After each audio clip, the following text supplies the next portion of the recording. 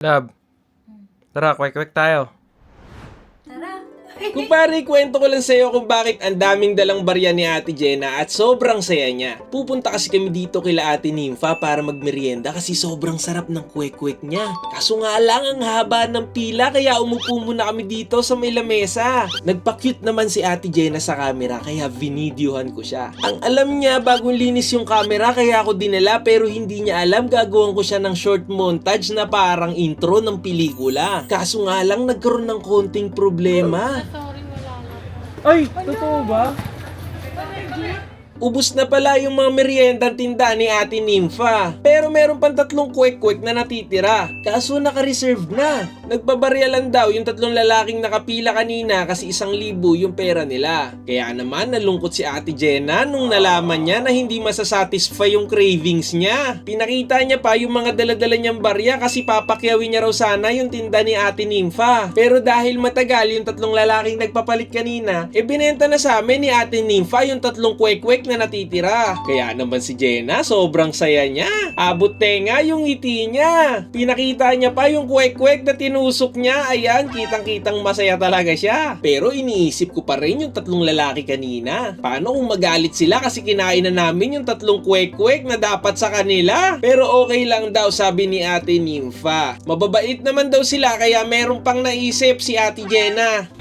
Ay, pili tayo palamig. Sige, palamig ba?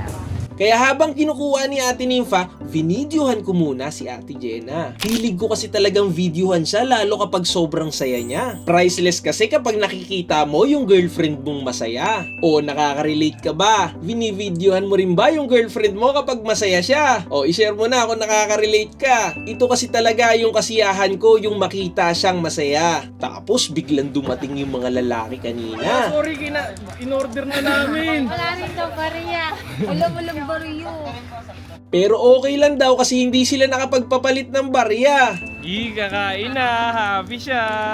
Super. Kaya naman, kakain na kami ni Jenna. Kitang-kita naman kung gaano siya kasaya na nakuha niya yung cravings niya. Sinubuan niya pa ako kasi sabi niya, nilibre ko daw siya. May mga sumunod pang bumili sa amin kaso nga naubusan na sila ng paninda. Buti na lang meron pang palamig na natitira. Kaya hindi uminit yung mga ulo nila. At habang kumakain niya, nakita ko sobrang saya ni Jenna. Kaya naman, vinidyohan ko ulit siya. Ang lakas ng mang-asar talaga.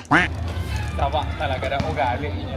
Subo na lang. Alam mo ba, dumating bigla si Don PJ at daladala yung aso ng kapitbahay. Certified dog lover kasi talaga siya. Kaso hindi niya pwedeng dalhin dito sa bootcamp yung 20 aso nila. Meron silang 10 corgi at 10 malalaking aso kaya dog lover talaga siya. Sobrang saya ni Ate Jenna, kaso nga lang. Gusto mo pa? Nabos na daw eh. Kaso wala na. Oh, ang lungkot. Ang lungkot. Masaya pa rin ako. Masaya pa rin daw siya pero kitang-kita mo yung panlulumo sa mukha niya. Nakangiti pa yan nung binalik yung mangkok niya sabay simangot. Ay, masaya nga talaga. Kaya naman dumiretso kami dito sa park para hindi na malungkot si Ate Jenna. Ito nga lang yung kinain ko eh. Hanggang dyan lang. Kapos. Tara. Ay, ang cute oh. Kunyari, pinapasaya ko lang siya kasi alam ko na hindi siya nabusog dun sa merienda niya. Sinabi ko rin dito, nakakain tayo ng isaw mamaya kaya naman ngumiti na siya. Gusto ko kasi sana nakangiti siya dito sa parang intro na pelikula na gagawin ko para sa kanya. Dito naman, kunyari, pinapaposing-posing ko siya. Kunyari, nagpipicture lang ako pero video yan talaga. Mapapanood nyo mamaya sa huling eksena. Kaso nagchat si ate at kailangan daw ng tulong niya. Kaya naman nagmadali na ako para matapos na namin yung video na ipapakita ko sa kanya. Sabi ko, last na lang maglaro kami dito sa slide para magawa na niya yung gagawin niya. Akala ko pa naman gusto niya talaga dito, yung pala natatakot din siya. Nakangiti lang siya pero umaamba-amba lang kaso nga lang ayaw niya talaga. At ito pinakita ko na yung mga kuha niya. Oh, muntik pang matumba. Napangiti siya, sigurado magugustuhan niya. Para sa mga nag-antay at nakarating dito, ito ang video ni Ate Jenna.